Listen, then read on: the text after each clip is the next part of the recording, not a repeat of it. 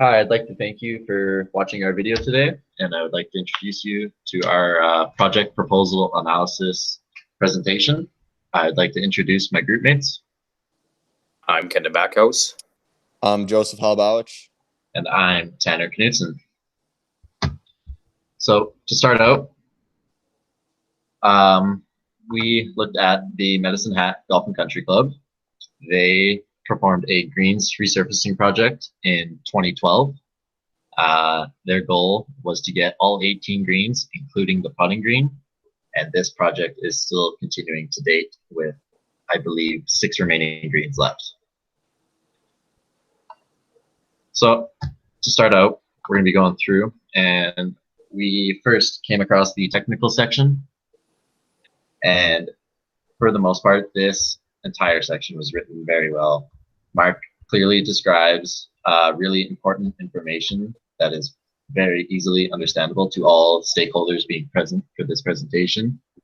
He clearly states the needs and the benefits for achieving this T1 bentgrass versus their POA annual grass that they are currently having. He clearly explains that the grass will be a much better playing performance grass, also a cheaper alternative for multiple reasons.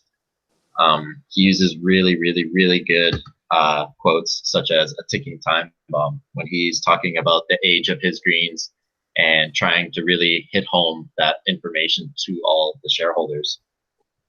He uses another one, he quotes saying, rolling the dice every spring. This meaning that there's a chance of dead grass every spring if they do not take the appropriate action with implementing this project. I'll now pass you on to Ken to talk about the management section here. Thanks, Tanner. So on the management side of the coin, Mark does a really good job of driving his point to the membership by giving lots of pros and cons to both options.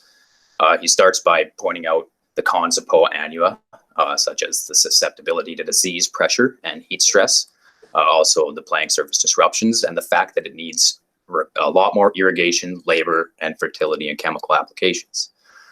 From there, he goes ahead and immediately jumps into the pros of T1 bentgrass.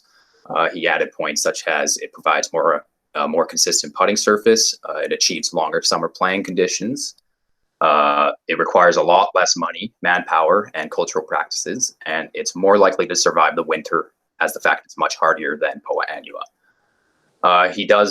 Mark does put in some points of the disadvantages, such as the POA annua plant will never be 100% controlled due to the fact that the fairways are almost all POA annua, and it will start infiltrating the greens within a few years.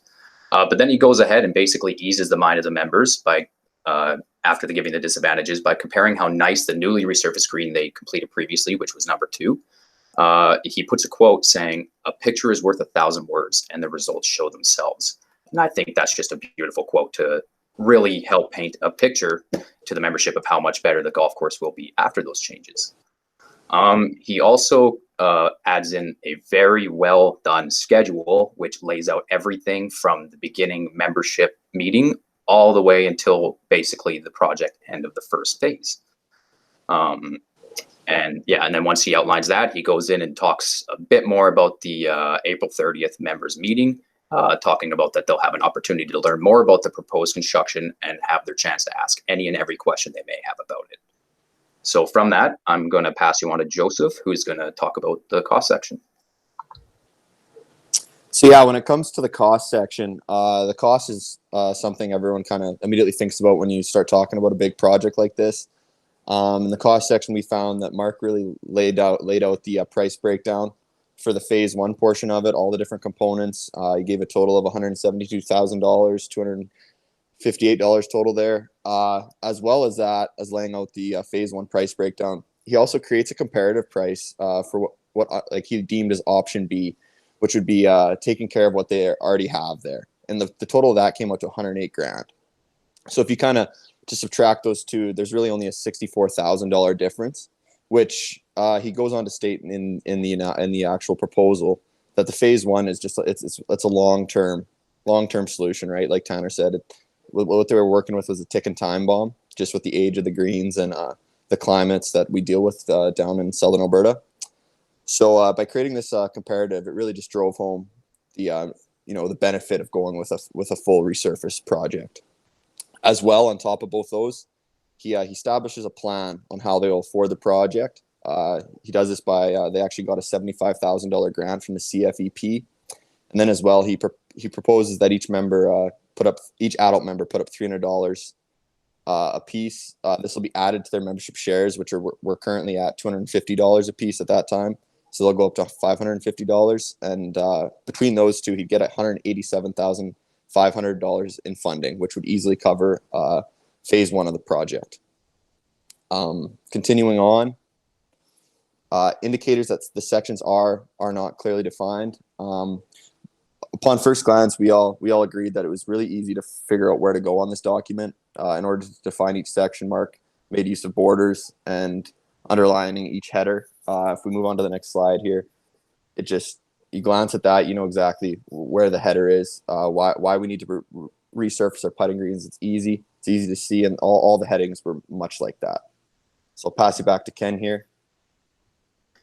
All right, thanks, Joe. So throughout this analysis, we're going to talk here about if the sections are not clearly defined, what information should be provided. So again, throughout the analysis, the document was very well written, and it really shows all the information in a clear, professional manner.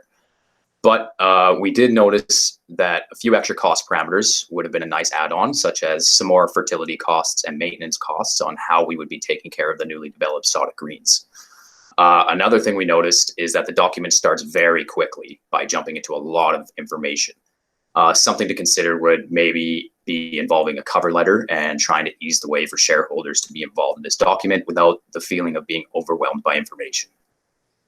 So we'll head on the next slide here. And so we're in the conclusion now, and we have gone and analyzed the entire document, and we have shown you the high points that we believe needed to be shown in this presentation. We've stated the technical side, the management point of view, as well as the cost for both options. We find it's really driven home by Mark how important it is to not take the POA annual route, as it is a lot more costly and labor intensive in the long run. And also it takes a lot more cultural practices and winterization methods to keep the turf healthy and playable. Whereas with the T1 bent grass, it may be a bit more costly to install it initially, but in the long run, the benefits will completely outweigh the starting cost. It will also in turn give a way better putting surface, less cultural practices and winterization methods, which again in turn will give a better and longer playing season.